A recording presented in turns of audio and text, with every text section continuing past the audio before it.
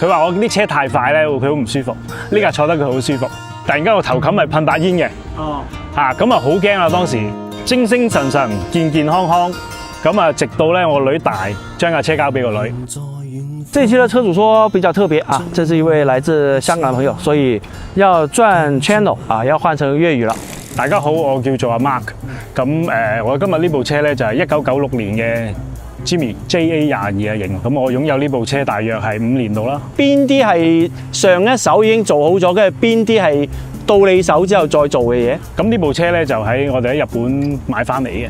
咁日本買翻嚟嘅時候咧，日本車主已經將佢噴成而家你眼見呢個顏色。但係咧，佢無論佢嘅呔鈴啊、包圍啊，都係原裝嘅。咁所以我哋翻嚟咧就將佢做咗一啲叫做越野風啲金屬嘅頭尾泵把啊，同埋換咗隻鈴嘅白色咧，就襯翻個車身嘅配搭。咁同埋我見到其實你嘅改裝都係往越野嘅風格去喎。你自己平時玩唔玩越野咁樣㗎？好坦白，我唔玩越野嘅嚇。盆栽組嚟嘅，因為我有啲曾經越野嘅經歷咧，就令到自己嚇怕咗。咁所以咧，我都係輕越野啦，或者喺城市度兜下風啦，日常通勤啦，咁啊用多。你喺呢部車上面做過嘅嘢入邊，有邊樣你係覺得特別之自豪，係一定要介紹俾大家嘅？一定係個軚盤。嗰個軚盤咧就喺日本咧 IG 就見過日本嘅車友咧。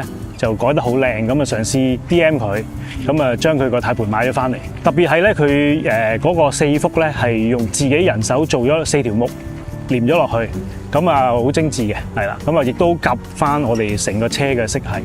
咁而家其實呢部車都96年到而家都30年嘅咯喎。你做咗啲乜嘢嘢嚟等佢可以 keep 住部車一直係咁身光頸靚嘅狀態咧？主要咧我自己就做咗啲底膽嘅升級。咁啊唔係叫升級嘅，一個所謂嘅以改代修啦，換翻啲老舊嘅杯士，想就係盡量維持住佢一個同新車一樣嘅駕駛質感。主力就係針對喺個底盤上。咁不如講埋個門鉸啊，因為咧呢啲車咧好多時都係用啲鐵做嘅門鉸啊，日曬雨淋底下咧呢啲鉸全部就生鏽漏呢啲鏽水出嚟嘅。咁於是咧我哋就買翻啲不鏽鋼嘅日本做嘅改件。咁但係我又唔中意銀色。於是咧，我就求我噴油師傅咧幫我喺個不鏽鋼上面噴油。咁啊，個師傅都鬧㗎，好難搞嘅嘢嚟嘅。咁啊，收尾咧呢個師傅好嘢，搞得掂。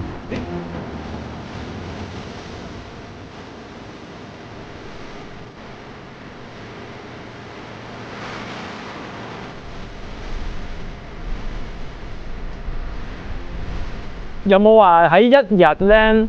邊一個時間段更加享受揸呢部車啊？咁當然係放工時段啦。放工黃昏嘅時候咧，收工可能都仲有啲煩惱喺個腦入邊咧，搞低個窗慢慢行下，吹下啲山風咧，個人就不其然就個壓力都會減少咗。揸過呢部車去過最遠嘅地方去到邊啊？上次咧就去到佛山，佛山咧咁我記得就差唔多喺珠海過去都有3個幾，差唔多4個鐘，因為並唔係路程遠。而係架車慢，咁啊行到中途嘅時候咧，大鑊爆咗條水喉，一路擔心佢水滾，一路繼續行程，結果咧就冇事，全身而退，甚至乎翻到香港添。咁啊，收尾咧就發現原來有一條熱提升嘅喉暗裂，咁啊好難先發現到佢邊度漏水，因為平時架車唔熱嘅時候，佢係唔會行嗰條水嘅，嗰條水路唔行，咁佢係唔漏出嚟。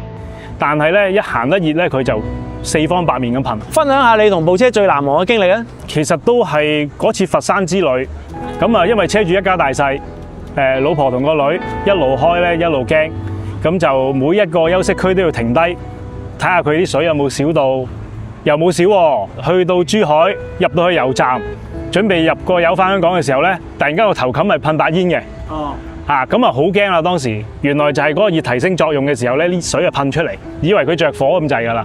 咁啊真係好難忘嗰次，好驚好驚，都讚佢乖仔嘅，但係安全帶到我哋翻嚟。呢個經歷咧，你屋企人點樣評價呢個事件咧？可能我以往都有揸開啲比較舊嘅車，咁啊再離譜嘅事情都發生過。只要唔好喺公路嗰度擺低我哋咧，我已經即係我太太可能都會覺得冇問題㗎啦。咁然之後，如果呢部車係識得聽你講嘢嘅話咧，你會同佢講咩？精精神神、健健康康，咁啊，直到咧我女大，將架車交俾個女。咁你個女而家幾大啊？我女而家係5歲。咁佢對呢部車係有咩印象咧？我每次出街問佢想坐咩車，佢都會話想坐呢架車。OK，係咪因為佢高所以可以睇到風景啊？因為佢慢，佢話我啲車太快咧，佢好唔舒服。呢架坐得佢好舒服。同埋我見到你部車，我好中意一個細節咧，就係個車尾嗰度綁住一個背囊啊！講講呢個背囊係點樣嚟，同埋入邊係咪真係擺嘢㗎嚇？係㗎，個背囊咧就好得意嘅，好多人咧揸車要衝過嚟，跟住就響安撳低個窗，我問咩事啊咁樣？喂，你個書包漏咗出邊啊咁樣啊！甚至乎試過阿 Sir 都咁叫我㗎，咁我話阿 Sir 呢個裝飾嚟嘅咁樣，咁啊有乜嘢入邊咧？我就通常我會擺啲拖車帶啦、飛機帶啦、手套啦、蒸餾水啦，咁主要都係真係 in case 去幫到其他車咯，可以脫困啊、幫手咁嘅工具咯。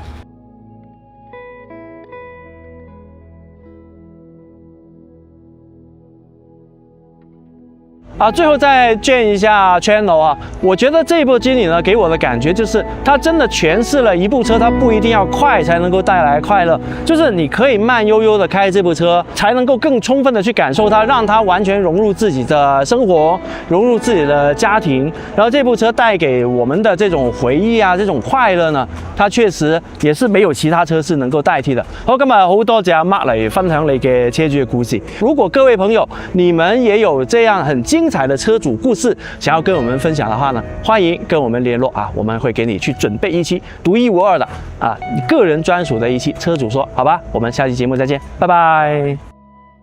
好，不管各位是在哪個平台看到這條視頻啊，既然你都看到這裡，而且覺得這條視頻的內容不錯的話呢，麻煩大家動動自己的小指頭，點個關注，不迷路。那接下來還有更多的人和車的溫暖精彩的故事等着大家哦。